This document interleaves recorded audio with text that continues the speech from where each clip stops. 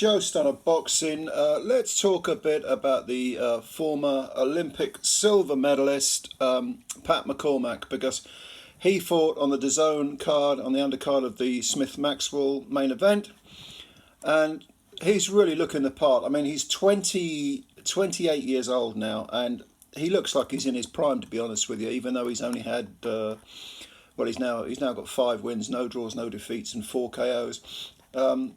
He just looks really, really good. I mean, he looks like he's been a professional for years. A tall, thin guy. He's now up at super welterweight.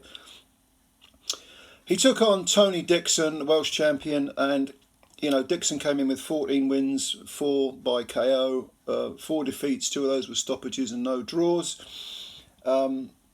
Like I say, Welsh champ, but sometimes you've just got to say, well, one guy's better than the other in every aspect. And it's not like Tony Dixon is untalented, he's a good domestic level fighter. When he's stepped up, he's failed, he's tried for a couple of those secondary, those ranking belts, intercontinental and all that crap. May get you a ranking, and he's been found wanting. But at domestic level, he'll give you an argument if you let him. And McCormack didn't let him because he was just so superior in every way. He was quicker. McCormack uses his feet an awful lot. He's very rarely stationary.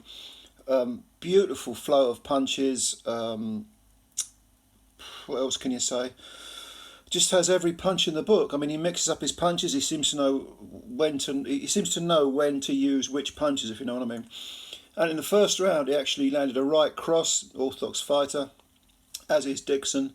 He landed a right cross, and it stung Dixon, and Dixon's legs did they stiffened, they did a little dance. He sort of staggered to one side, and weirdly, McCormack took a step back. I don't think he realised that Dixon was hurt. He most certainly was hurt. And somehow Dixon made it through that sort of hellacious first round. And he was there, he's game. He was so game. He was trying his best. He just couldn't get anywhere near McCormack. It was... Like I say, McCormack looks like he's been fighting professionally for years. He's so well schooled, such a high pedigree. He's trained by Ben Davison, who a lot of people, of course, make fun of, probably because he's young and can be a bit mouthy. But I think Davison's a very good trainer, and I think he's getting better all the time. I think once he gets a bit older, with all the knowledge he's acquiring, he's going to be a very, very good trainer. But he's got plenty to work with McCormack. I mean,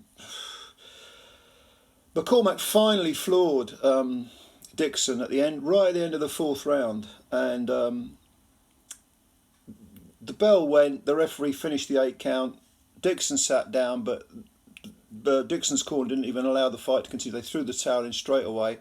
McCormack, they knew what was waiting for Dixon if he took on McCormack for another round. It was going to be more pain and possibly a very heavy knockout. So they called time. And so 30 years of age, the Welsh Terrier, as he's called, Dixon, he's going to have to rebuild again, maybe, defend his Welsh title or make a run at the British or something like that, try and build his way back into things.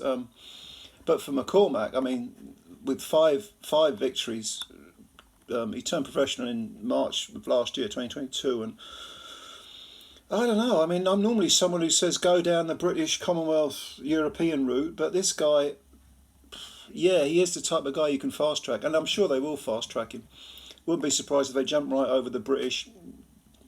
Probably when I think this fight with Dixon was for one of those trinkets, those ranking trinkets. So they might just go straight to world level. At super welterweight, well, we've got that announcement that Canelo's taking on Charlo. So if Charlo, I don't know, if the belts go up in the air, maybe, it'll probably go for a few fringe world 10-rounders, but if the belts do go up in the air eventually, Charlo is the unified champ, of course. Maybe in a year or two, McCormack can pick him up. Like I say, he's 28 now, so he needs to be fast-tracked, but it's not a problem. He's got so much talent, and I love his footwork, because he doesn't bounce around, but he doesn't give the opponent a chance to set himself or reset himself. He's always moving. It's really, but he's moving like in a fluid sort of, almost like a dancer, but without showboating. Do you know what I mean?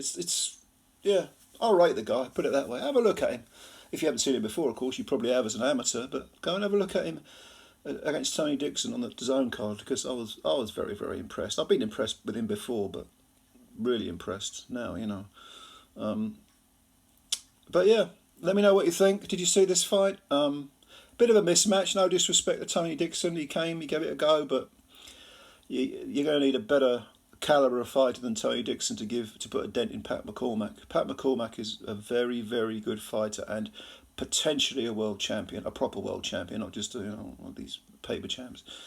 Have a look at it. Tell me what you think. Leave your comments below. As always, subscribe if you're new. Hit the subscribe button. Takes a second. Don't cost you anything. Subscribe. Hit the like button, and we'll speak again sometime soon. Bye for now.